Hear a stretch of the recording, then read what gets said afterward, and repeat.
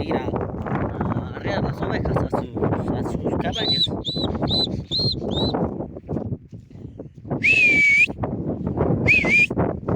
Está haciendo demasiado frío.